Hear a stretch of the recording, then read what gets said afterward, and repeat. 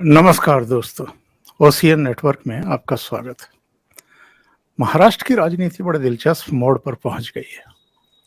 एक साल पहले शिवसेना टूटी थी, बल्कि 2/3 शिवसेना टूट गई थी और अब वही हाल एक साल के बाद शरद पवार की पार्टी का हुआ है।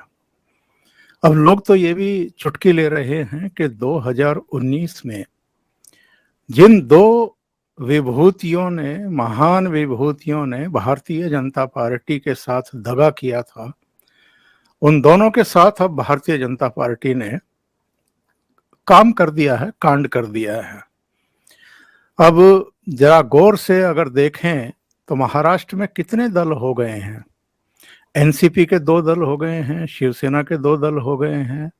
जो परंपरागत राष्ट्रीय पार्टियां हैं, भारतीय जनता पार्टी, कांग्रेस, वो हैं ही। एक मनसे हो गया राज ठाकरे का, और रामदास अठावले जैसी तो छोटी मोटी पार्टियां बहुत सारी हो गई हैं। तो 2024 के मद्देनजर जो भी कुछ घटनाक्रम ये पिछले 1-1.25 साल में हुआ है, ये किस तरह की राजनीतिक करवट लेने वाला है, इस पर चर्चा करेंगे। इसके अलावा चाचा भतीजे के बीच जो कुछ हुआ है, इसके लिए जिम्मेदार कौन है? क्योंकि अभी मैं शरद पवार का भाषण सुन रहा था। वो कह रहे थे कि कुछ असहमति थी, कुछ मतभेद थे, तो बैठ करके चर्चा करनी चाहिए थी। लेकिन अजित पवार ने जिस तरीके से उन पर हमले किए हैं, उनकी उम्र का हवाला देते हुए, तमाम दूसरी चीजों का हवाला देते हुए, और कुछ समय पहले जो अजित पवार का एक भाषण वायरल हुआ था, जिसमें उन्होंने उदाहरण दिए थे कि अरविंद केजरीवाल हों, जगन मोहन रेड्डी हों, नवीन पटनायक हों, ममता बनर्जी हों, केसीआर हों, ये सब अपने दम पर अपने राज्यों में सरकार बनाने में कामयाब हो गए। और आपका इतना लंबा राजनीतिक अनुभव है, आपको चाणक्य कह करके संबोधित किया जाता है। आप अपने दम पर अपनी पार्टी को कभी सत्ता में लेकर के क्यों नहीं आ पाए? कभी सोचा है आपने? तो बहुत सारे सवाल हैं, इनके जवाब तलाश करने के लिए चलिए सीधे चलते हैं महाराष्ट्र। इस समय छत्रपति संभाजी नगर से जुड़ रहे हैं मेरे साथ सुशील कुलकर्णी। तो बहुत बारीक नजर रखते हैं महाराष्ट्र की राजनीति पर। सुशील जी, बहुत स्वागत है, नमस्कार। आज जो शक्ति प्रदर्शन हुआ है बांद्रा में और नरीमन पॉइंट पर, एक तो इसका जिस्ट बताइए, कौन किस पर भारी पड़ा है, और दोनों ने ही जो बातें कही हैं उसमें किसकी बात ज्यादा वजनदार दिखाई दी आपको? एक तो पहले आपने आरंभ में जो कहा था कितने दल हो चुके हैं, तो राजनीतिक पार्टियों की दलदल हो चुके हैं महाराष्ट्र में। अब इतनी पार्टियां बढ़ गई है, मुझे लगता है हर एक वोटर्स को हर एक पार्टी जरूर चूज कर सकते हैं, इतनी पार्टियां बढ़ गई है। दूसरा, आपने जो बहुत ये सवाल पूछा है कि किसका यह था, किसका पलड़ा भारी था, तो सबसे पलड़ा भारी तो मुझे एनसीपी में अब अजित पवार का ही दिख रहा है, क्योंकि इतने बड़े नेता होते हुए भी शरद पवार के साथ अपने ज्यादा से ज्यादा विधायक नहीं वो ला पाए। मतलब 53 विधायक है विधानसभा में और 9-10 विधायक है विधान परिषद में, तो 64 में से 16 शरद पवार के साथ अगर रहते हैं तो आप अंदाजा लगा सकते हैं कि पलड़ा किसका भारी है। और रही बात भाषणों की, तो अजित पवार का भाषण सुनकर मुझे ऐसा लग रहा था कि शायद मैं भाऊ तोरसेकर का प्रतिपक्ष सुन रहा हूं, मैं एनालाइजर सुन रहा हूं, मैं ओसीएन नेटवर्क सुन रहा हूं, या और कोई चैनल सुन रहा हूं, हमारे दोस्त DG9 वाले प्रभाकर सूर्यवंशी का चैनल सुन रहा हूं। क्योंकि अब तक 2 सालों में हम लोग जो बात करते आए हैं, बिल्कुल वही बात अजित पवार ने अपने भाषण में दोहराई है। अब मुझे यकीन हो गया है कि ओसीएन नेटवर्क हो, प्रतिपक्ष हो या एनालाइजर हो, सबके सब्सक्राइबर है अजीत पवार, क्योंकि जो बात हम कह रहे थे वही बात अजीत पवार बार बार दोहरा रहे थे। ये मराठी में था, आप ज्यादा समझ नहीं पाए होंगे, जी इसलिए मैं जी आपको बता रहा हूं जी जी कि शरद पवार के राजनीतिक अपयश के बारे में जितना हम लोग बात करते हैं, वही बातें लगभग दोहरा रहे थे अजीत पवार। और उन्हीं बातों को सामने रखकर अजीत पवार इस बार किसी और पे नहीं बल्कि सीधा वार शरद पवार पे कर रहे थे। और इसीलिए शरद पवार 2 कदम पीछे हटकर चर्चा होनी चाहिए थी, बात होनी चाहिए थी, इस मुद्दे पर अटक गए हैं ओंकार जी। शरद पवार की बड़ी गलतियां क्या मानते हैं आप? एनसीपी टूटने की वजह कौन सी बनी है आपकी दृष्टि में? देखिए, 2014 से लेके आज तक, पहले वाली बात छोड़ दीजिए, 2014 से लेके आज तक की बात अगर हम देखें तो उसमें पता चलता है आप हमें कि शरद पवार ने जितनी बार भी अपने ही लोगों को सामने कर कर किसी दल को अगर प्रॉमिस किया है तो वचन को उस तोड़ दिया है। अजीत पवार यही बात कर रहे थे। मतलब 2014 में जब शिवसेना ने भाजपा सरकार में शामिल ना होने की निर्णायक भूमिका ली थी और यही एकनाथ शिंदे नेता विपक्ष बन गए थे, तब शरद पवार ने यह तय किया था, 4 मीटिंगें हुई थी और उस मीटिंग में तय हुआ था कि हमें भारतीय जनता पार्टी के साथ जाना है। 2019 में भी शरद पवार ने तय किया था कि हमें भारतीय जनता पार्टी के साथ जाना है। अब की बार भी जब एकनाथ शिंदे गुवाहाटी निकल गए थे, तब 53 विधायकों का सिग्नेचर लेके हसन मुशर्रफ खुद शरद पवार के पास चले गए थे और कहा था कि हमें बनना है। तो हर बार शरद पवार मुकर गए, और सिर्फ मुकर गए नहीं बल्कि बदनामी के लिए छोड़ा सामने अपने ही लोगों को। मतलब गर्दन झुकानी पड़ी अजीत पवार को, गर्दन झुकानी पड़ी हसन मुशर्रफ को। जब ये बातें होती है तो इन लोगों के मन में ये बातें रहती ही है। ये पहली गलती। दूसरी गलती, शरद पवार ने खुद इस्तीफा देकर मार्गदर्शक के तौर पर रहने का निर्णय ले लिया था। राष्ट्रीय स्तर पर सुप्रिया सुळे काम करेगी, जो उनकी पुत्री है, और प्रदेश के स्तर पर अजीत पवार काम करेंगे, यह भी तय हुआ था। लेकिन शरद पवार ने खुद का इस्तीफा वापस ले लिया, पुत्री को तो ले लिया, अजीत पवार को राज्य की कमान सौंपने से शरद पवार मुकर गए। ये पवार की दूसरी गलती। तीसरी गलती यह है, ओंकार जी, इस पर जरा ज्यादा ध्यान देना चाहिए जी। जो बात हमेशा सामने आ रही है कि क्या भारतीय जनता पार्टी का कांग्रेसीकरण हो गया है? शिवसेना में होते हुए जिनके ऊपर भ्रष्टाचार के आरोप लगाए गए, उन लोगों को ही अपने साथ लेकर सरकार में शामिल हो गई भारतीय जनता पार्टी। एनसीपी के जिन लोगों पर भ्रष्टाचार के आरोप है, उनको ही साथ लेकर भ्रष्टाचार में शामिल हो गई, भारतीय सरकार में शामिल कर लिया भारतीय जनता पार्टी ने। क्या हो रहा है, ये सवाल पूछने वालों के लिए बता दूं, शरद पवार की ये गलती आपको समझ में आएगी। जितने भी लोगों पर भ्रष्टाचार के आरोप हुए हैं, उनको भ्रष्टाचार करना पड़ा है अपने मालिक को संभालने के लिए।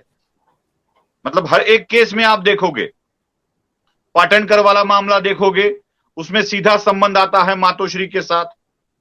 आप यशवंत जाधव वाला मामला देखोगे, उसमें तो डायरी में ही लिखा है मातोश्री पे कितने पैसे दिए, कितने रुपए की घड़ी दे दी, कितने करोड़ रुपए ले जाके मातोश्री पर दे दिए। मतलब ये सारे लोग खुद के लिए नहीं बल्कि अपने आका के लिए पैसे कमा रहे थे। ये जो अजीत पवार के ऊपर आरोप है, शायद ये ऐसे ही आरोप है, आका के लिए पैसे कमाने का। और इन लोगों के आका तक जाने के लिए इनको ही अपने पक्ष में लाना पड़ा, अपने फेवर में करना पड़ा। जो महाभारत में हुआ है, जो रामायण में हुआ है, वह यहीं भी हो रहा है ओंकार जी। और इसीलिए भारतीय जनता पार्टी ने इनको साथ ले लिया और असल भ्रष्टाचारी तक पहुंचने की बात की। शरद पवार ने इनका साथ तो उस वक्त दिया, बाद में मुकर गए साथ देने से। मतलब खुद को तो पृथक कर लिया। राज्य शिखर बैंक वाला, अपेक्स बैंक वाला घोटाला, जो सबसे बड़ा घोटाला माना जाता है, उसमें शरद पवार ने खुद को तो पृथक कर लिया, क्लीन चिट ले ली, लेकिन अजीत पवार को वहीं छोड़ दिया। जरांडेश्वर वाले मामले में अजीत पवार को वहीं छोड़ दिया, बाकी सारे मामले आ गए। ये वाली एक गलती थी कि शरद पवार ऐसी ही गलती करते गए और अजीत पवार को प्रॉब्लम में लाने के लिए काम करते गए, और इसी के कारण अजीत पवार के साथ जो लोग जुड़े हैं उनको भी यही लगने लगा था कि शायद अपने साहेब, मराठी में साहेब कहते हैं उनको, अपने साहेब अपनी बेटी को बचाने के लिए किसी का भी बलि दे सकते हैं, अपना बलि न जाए इसलिए चले जो अच्छा है वो ले ले, यही सोचकर लोग चले गए। ओंकार जी। अच्छा सुशील जी, ये बताइए कि अब क्या शरद पवार का राजनीतिक भविष्य दी एंड, और एनसीपी में अब आगे क्या होने जा रहा है? क्योंकि ये तो हमें दिखाई दे रहा है आज जिस तरह की तैयारियां की जा रही थी, अलग अलग जिलों की डेस्क बना दी गई थी एमईटी कॉलेज में, वहाँ शपथ पत्र तैयार थे, उन पर सिग्नेचर लिए जा रहे थे। जाहिर है ये चुनाव आयोग की तैयारियां थी। जिस तरह की बैटल हमने शिवसेना में देखने को मिली थी, उद्धव ठाकरे वर्सेस एकनाथ शिंदे, और अल्टीमेटली एकनाथ शिंदे को चुनाव आयोग ने दायित्व सौंप दिया शिवसेना का, क्या वही तैयारी अजित पवार कर रहे हैं? शायद गाइडेंस दोनों की कहीं एक ही जगह से है, और शरद पवार इस बैटल में कहां खड़े हुए दिखाई दे रहे हैं आपको? गाइडेंस एक जगह से ही है, इसके लिए मुझे एक इंफॉर्मेशन आई है, सच है या गलत ये साबित होगा। हाल ही में प्रफुल्ल पटेल की मुलाकात हुई है शायद हरीश साल्वे से, हाल ही में। मतलब वो बोले कि पर्सनल पहचान के कारण मिला हूं, तो हरीश साल्वे भी महाराष्ट्र से है, प्रफुल्ल पटेल भी महाराष्ट्र से है, तो किसी निजी कारणवश उनको मिले होंगे, लेकिन मिले हैं, ये एक बात हमें नजरअंदाज नहीं करनी चाहिए। जो हरीश साल्वे महाराष्ट्र की राजनीति में बड़ा हड़कंप लाने के लिए मशहूर है, वही उनसे मिले हैं। लेकिन जो चीजें हो रही है वो यही दर्शाती है कि हम ही एनसीपी है, यही दर्शाने का प्रयास हो रहा है। अगर ये प्रयास हो रहा है तो मैं देख रहा हूं कि शरद पवार अब मार्गदर्शक के तौर पर कहीं और हट जाए। मतलब अजीत पवार ने अपने भाषण में यह उल्लेख कर भी दिया है, उन्होंने कहा है कि आप विट्ठल बन जाइए, आप हमारे विट्ठल हो, आप विट्ठल बन जाइए। और विट्ठल बनने का मतलब जानते हैं ओंकार जी आप? विट्ठल की मूर्ति कैसी है ये जान लीजिए। विट्ठल एक ईंट पर खड़े हुए हैं, भगवान विट्ठल, जो ईंट को छोड़कर नहीं जाते हैं। और ईंट की भी एक नई कहानी है, पुरानी कहानी है वो कहानी ऐसी है कि भक्त पुंडलीक अपनी मां बाप की सेवा कर रहा था, और पुंडलीक ने भगवान विट्ठल को कहा था कि जब तक मेरे मां बाप सो नहीं जाते तब तक मैं ये ईंट तुम्हें सौंपता हूं, इसके ऊपर खड़े हो जाओ, कहीं मत जाना। और जब तक पुंडलीक के मां बाप सोए नहीं तब तक विट्ठल उसी ईंट पर खड़े रहे, इसलिए तब से आज तक ईंट पर ही है, और दोनों हाथ अपने कटी पर रखे हुए हैं और बस भक्तों को आशीर्वाद दे रहे हैं अपने मुंह से। अजीत पवार शरद पवार को ऐसा ही भगवान विट्ठल बनने को बोल रहे हैं। जब तक वो अपना कार्य पूरा ना करे तब तक उसी ईंट पर खड़े रहे और अपने भक्तों का कल्याण होने का आशीर्वाद देते रहे, हाथ भी अपने ही कटी पर हो, कमर पर हो, बस आशीर्वाद देने के रोल में रहो, यही अजीत पवार ने उनको बता दिया है। मतलब अगर कोई मेल भी हो रहा है अब, तो भगवान विट्ठल की तरह ईंट पर खड़ा होकर चुपचाप देखना, यही देखता हूं शरद पवार की स्थिति। और शरद पवार इतने नामी राजकारणी है, राजकीय नेता है, शायद एक दो दिनों में शरद पवार अपने ही मुख से प्रेस कॉन्फ्रेंस लेकर बोल दे कि मैं तो लोकतंत्र मानने वाला आदमी हूं, जो हर एक व्यक्ति को लगता है वही मैं करने वाला हूं, पार्टी के अधिकतर लोगों को लगता है वही बात मुझे भी मंजूर है। जैसे उन्होंने अपने इस्तीफे को वापस लेते वक्त कहा था, इस्तीफा तो मैं देना चाहता था, लेकिन पार्टी कार्यकर्ताओं को लगता है कि मैं सक्रिय राजनीति में रहूं, अध्यक्ष बना रहूं, वैसे ही बात को दोहराया जाएगा। अधिकांश लोगों को लगता है कि मैं अजीत के साथ चलूं तो चलो ठीक है, मैं भी अजीत के साथ जा रहा हूं। ऐसी बातें कहकर शरद पवार अपनी बची कुची बचा सकते हैं, लेकिन जो भी कुछ हुआ ना, जो भी कुछ अजीत पवार ने बोला है, वो सुनकर तो शायद शरद पवार के सारे भक्तों के कान में तप्त लावा रस डाला गया है, ऐसे ही लग रहा था। इतने खुले तौर पर अजीत पवार शरद पवार के ऊपर बरस पड़े थे, अपयशी तक कह डाला उन्होंने। ओंकार जी बिल्कुल सही कह रहे हैं, लेकिन एक बात बताइए, ये शिंदे गुट के संजय शिरसाट का एक बयान में देख रहा था, हालांकि मीडिया चैनल ने भी शायद उसको अतिरिक्त पूर्ण तरीके से प्रस्तुत किया है, ये कह करके कि शिंदे गुट में जो है नाराजगी है इस बात को लेकर के कि जिस शरद पवार की एनसीपी की वजह से वो लोग नाराज होकर के शिवसेना से बाहर निकले थे, अब वही उन्हीं के साथ उनको गवर्नमेंट में सीट शेयरिंग करनी पड़ेगी। तो संजय शिरसाट का जो बयान आया है कि हमने शिंदे साहब को और देवेंद्र फडणवीस को अपनी नाराजगी से अवगत करा दिया है, ये क्या कोई गंभीर मसला है? और चूंकि रात में 8 बजे के आसपास एकनाथ शिंदे ने भी अपनी पार्टी के एमएलए और मंत्रियों को बुलाया है, इसलिए भी र्यूमर चल निकली हैं कि एकनाथ शिंदे कैंप जो है वो थोड़ा सा असहज हो गया है। एकनाथ शिंदे के कैंप में जिनको मंत्री पद नहीं मिला है वो जरा नाराज है। वो अपनी हर बात में नाराजगी दर्शाकर अपने लिए कुछ मिल सकता है क्या ये देखते हैं। मतलब हम नाराज हो गए हैं, जरा मनाओ हमको। जो रूठ गया है उसे मनाना पड़ता है, और मनाते वक्त चॉकलेट देना पड़ता है, बिस्किट देने पड़ते हैं, कुछ ना कुछ देना पड़ता है। इसलिए मनाते वक्त कुछ मिल जाए, इसलिए कुछ अपनी नाराजगी दर्शा रहे। ये जरूर नाराजगी दर्शा रहे। ये चाहते हैं कि अजीत पवार को फाइनेंस मिनिस्ट्री न दी जाए, क्योंकि अजीत पवार फाइनेंस मिनिस्ट्री मिलते ही फंडिंग करते वक्त बड़े ही पक्षपात करते हैं सब फंडिंग करते वक्त, ये लोगों को लगता है। ये नाराजगी है। दूसरी बात, जो मीटिंग बुलाई है वो नाराजगी दूर करने के लिए नहीं बुलाई है, या नाराज है इसलिए एकनाथ शिंदे भी खुद नाराज है जो अभी कुछ निर्णय ले सकते हैं, ये जो भ्रम फैलाया जा रहा है उसके लिए नहीं बुलाई गई है ये मीटिंग। ये मीटिंग इसलिए बुलाई गई है कि कोई अपनी तरफ से गलत बयानबाजी ना करे, क्योंकि ये यही मामला है कि सबने मिलकर तय किया है। देखिए ओंकार जी, ये वाला जो मामला लोग देख रहे हैं, मतलब आप भी पत्रकार है, आप राजनीति को बड़े करीब से देखते आए हैं, ये वाला मामला अपने वोट को बढ़ाने के लिए नहीं किया गया है। मतलब बिल्कुल भारतीय जनता पार्टी के वोट बढ़ जाएंगे, वोट ऑफ परसेंटेज बढ़ जाएगा, ये नहीं होगा। मुझे तो लगता है कि भारतीय जनता पार्टी के 1-2% वोट कम ही हो जाएंगे जी जी पवार को साथ लेने के बाद। मतलब ये भारतीय जनता पार्टी के वोट बढ़ाने के लिए नहीं किया गया है।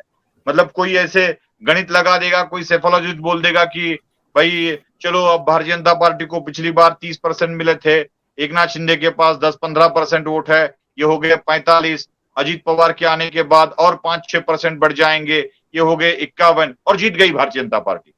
ऐसे नहीं है ये बात ये है कि भारतीय जनता पार्टी के वोट बढ़े या ना बढ़े, लेकिन जो महाविकास आघाड़ी नाम का जो अलायंस बना था उसके वोट तीनों को मिलकर बहुत बढ़ रहे थे, और वो इतने बढ़ रहे थे कि एक सरदर्द बनता जा रहा था भारतीय जनता पार्टी के लिए।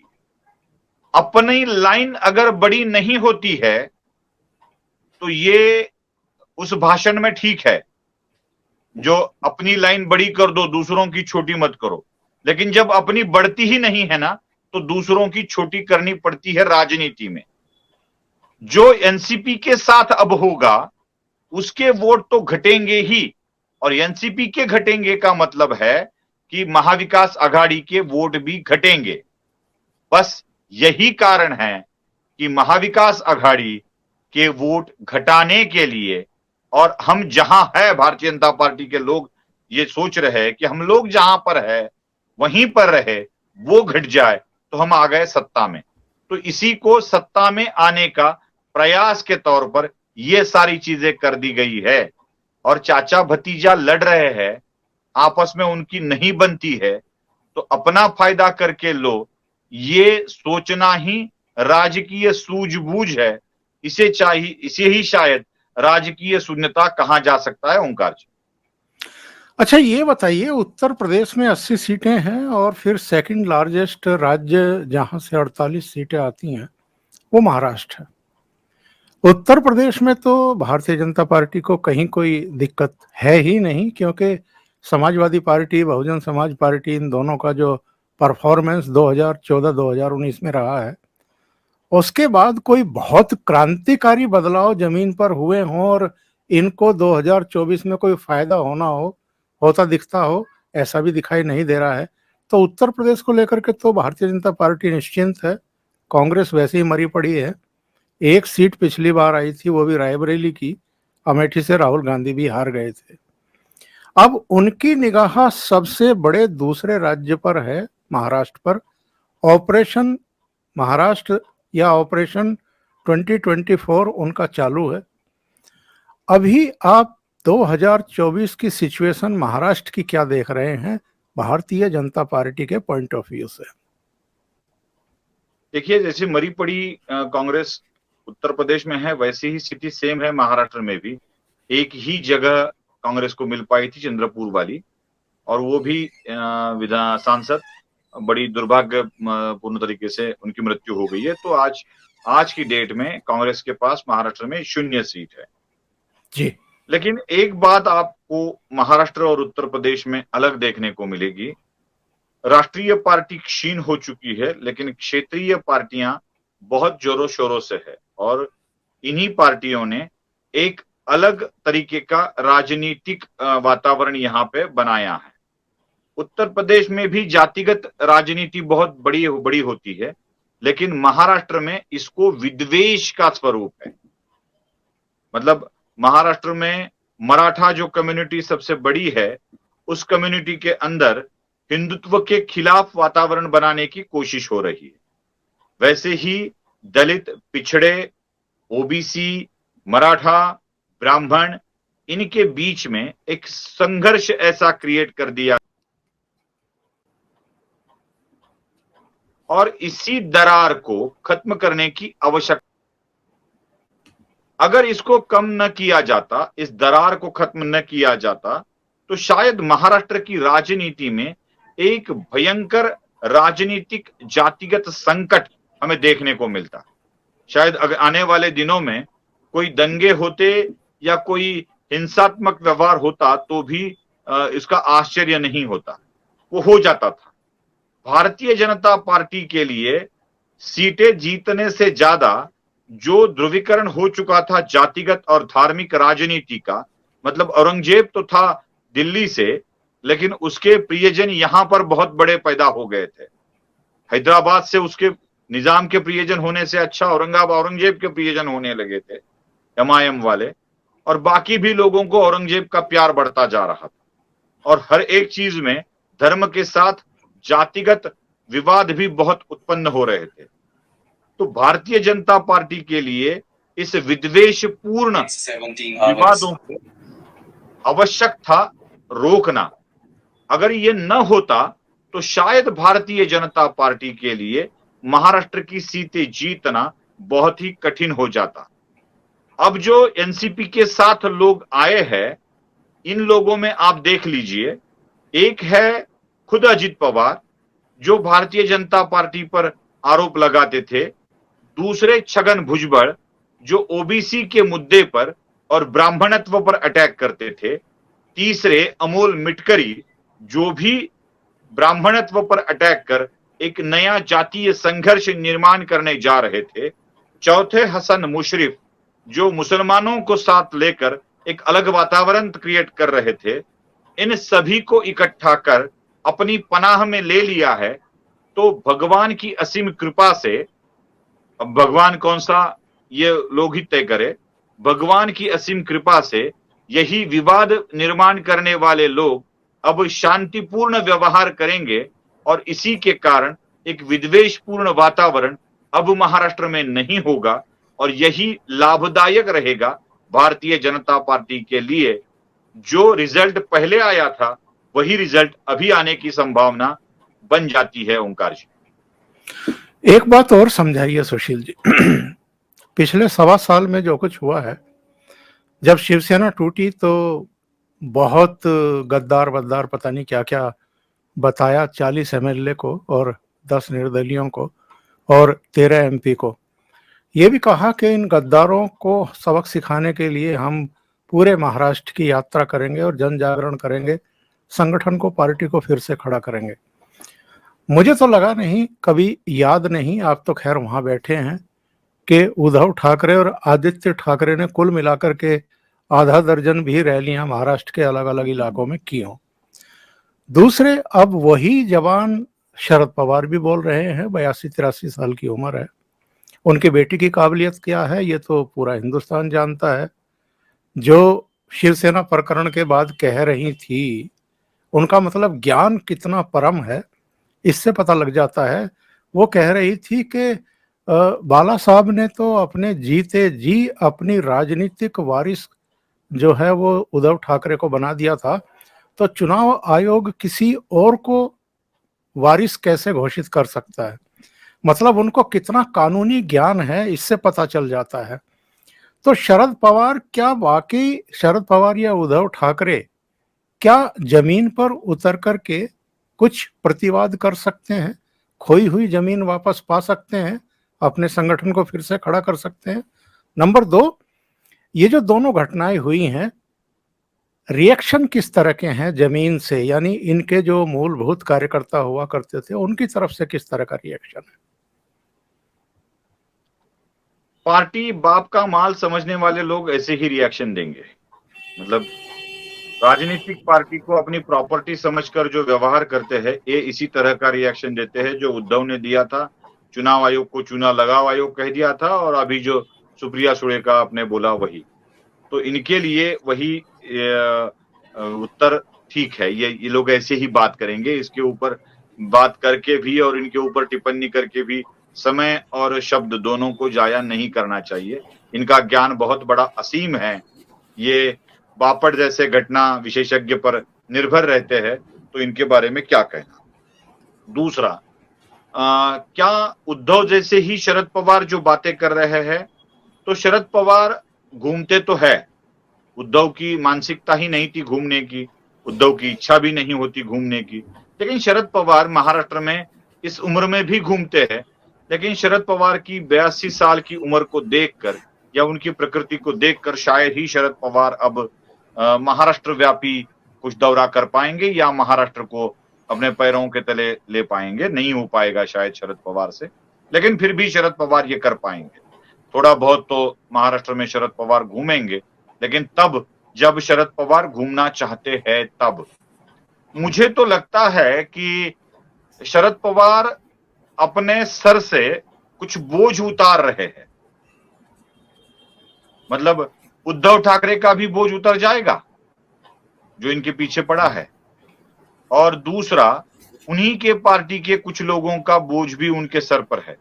जैसे जितेंद्र आव्हाड जो बार बार रोकर मेरे बाप, मेरे पिता, मेरे गुरु, मेरे सब कुछ, त्वमेव माता च पिता त्वमेव वाली लाइनें पढ़ते रहते हैं, वो वाले कुछ बोझ भी उतर जाएंगे। शायद शरद पवार पहले दिन से ही जयंत पाटिल को अपना नहीं बनाना चाहते थे, तो वो भी बोझ शरद पवार उतार पाएंगे। शरद पवार के लिए ऐसे बोझ सर पर लेना और उतारना एक आसान सी बात है और वही वो करते आए हैं। लेकिन मुझे नहीं लगता है कि अब इसके बाद शरद पवार इंडिपेंडेंटली अपने पार्टी को संभालने की क्षमता में हैं। जो स्थिति उद्धव ठाकरे की हुई है वही स्थिति आजकल शरद पवार की है। बस कुछ ना कुछ तो बवाल खड़ा करके चुनाव आयोग, केंद्र की सरकार, सेंट्रल एजेंसी या सुप्रीम कोर्ट, इनके ऊपर कुछ प्रभाव डाला जाए, इसीलिए ये बातें हो रही है। ओंकार, 2-3 छोटी छोटी बातें और हैं, उनके संक्षेप में भी आप जवाब दे सकते हैं। संजय राउत ने कहा है कि अब हम इन्हें सबक सिखाएंगे पवार साहब के साथ मिलकर के। अभी तो इन दोनों को ही सबक मिला है, ये भारतीय जनता पार्टी को सबक सिखाने की बात कर रहे हैं। पार्टी टूटी पवार की, तोड़ी पवार ने, गुस्सा आ रहा है संजय राउत को।